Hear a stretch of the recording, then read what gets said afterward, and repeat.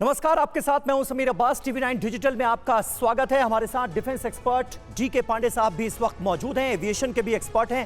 Gaza में लगातार हमले हो रहे हैं, लेकिन टनल में छुपे हुए हैं हमास के लड़ाके, उन तक पहुंचा कैसे जाए, ये एक बहुत बड़ी चुनौती है। इसीलिए जानकारी ये मिल रही है कि फ्यूल सप्लाई इजराइल की तरफ से काट दी गई है, क्योंकि बिना फ्यूल के इन लड़ाकों का, हमास के लड़ाकों का टनल के अंदर मौजूद रहना नामुमकिन हो जाएगा। इसकी कोशिश की जा रही है। डीके पांडे साहब, ये तेल का खेल है क्या, चल क्या रहा है, जरा बताइए। और बार बार हम ये सुनते हैं कि इजराइल की तरफ से जानकारी आती है कि बिजली सप्लाई, तेल सप्लाई, फ्यूल सप्लाई पूरी तरह से काट दी गई है। उसके बावजूद भी हमास अभी तक इस लड़ाई में शामिल है और लगातार गाजा की तरफ से इजराइल पर भी हमले किए जा रहे हैं, भले ही उनकी संख्या कम हुई।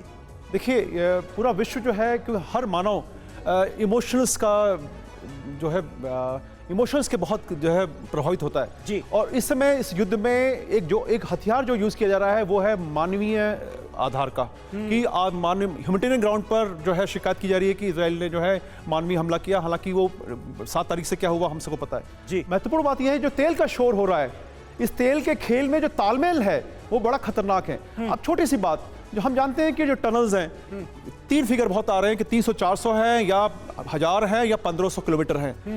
अगर हम मान लें हम 300 किलोमीटर भी हैं, उसमें इतने साजो सामान है, इतने लोग ऑपरेट कर रहे हैं, वहां से यहाँ तक कि रॉकेट लॉन्चर्स भी वहां पर से जो है लगाए जा रहे हैं। तो ये बताइए कि वहां पर जो लोग हैं क्या वो सांस ही ले रहे?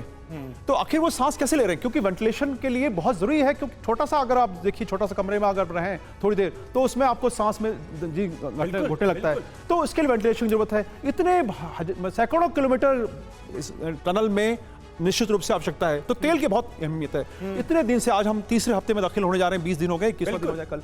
3 हफ्तों में अभी तक जो है त्राही नहीं मची। अगर तेल की कमी थी तो त्राही क्यों नहीं बची? इसके पीछे एक बड़ा खेल है। क्या? सिंपल सा स्टोरेज कैपेसिटी जो आप लोगों ने दिखाया था कि 5 लाख लीटर का स्टोरेज कैपेसिटी है सदर्न हमास के पास। गाजा पट्टी में जो सदर्न गाजा पट्टी है उसमें 5 लाख लीटर तेल इकट्ठा किया जाता है। अच्छा, अब इनकी रिक्वायरमेंट है, जो गाजा की जो कंप्लीट रिक्वायरमेंट है वो 1,60,000 लीटर है और लगभग होता है 42,000 गैलन होता है। और जो हॉस्पिटल्स हैं इनकी रिक्वायरमेंट अलग है, क्योंकि वहां पर कहा जा रहा है कि 1000 पेशेंट हैं। अब ये फिगर जो कोट किए गए हैं, सच्चाई क्या है हमें नहीं पता। और पेशेंट्स तो लगातार बढ़ते ही जा रहे हैं। 1000 डायलिसिस वाले पेशेंट्स हैं जिनको कि खून उनका बदलना है 24 घंटे में, नहीं तो वो मर जाएंगे। और 130 प्री मैच्योर बच्चे हैं। तो इनके ये बताने का भी प्रयास किया जा रहा है, नैरेटिव सेट किया जा रहा है कि मानवीय बहुत जबरदस्त अमानवीय होने जा रहा है अगर तेल नहीं आया तो। लेकिन इतने दिन तक गुजारा कैसे हो रहा है? मजेदार चीज यह है कि थोड़ी मात्रा में तेल आया है और 34,000 लीटर सदर्न जो गाजा पट्टी में हॉस्पिटल है, 4 हॉस्पिटल को 34,000 तेल दिया गया है।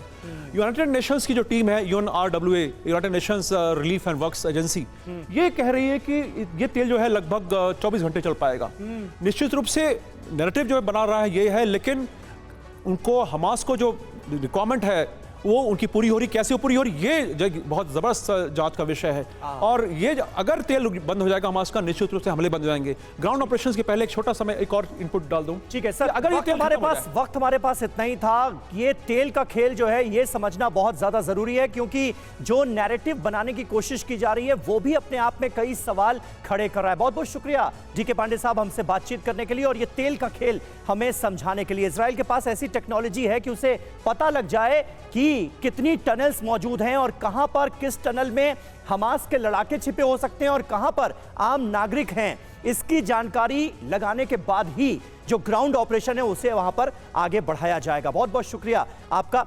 टीवी9 डिजिटल के इस खास शो में मेरे साथ इतना ही। नमस्कार।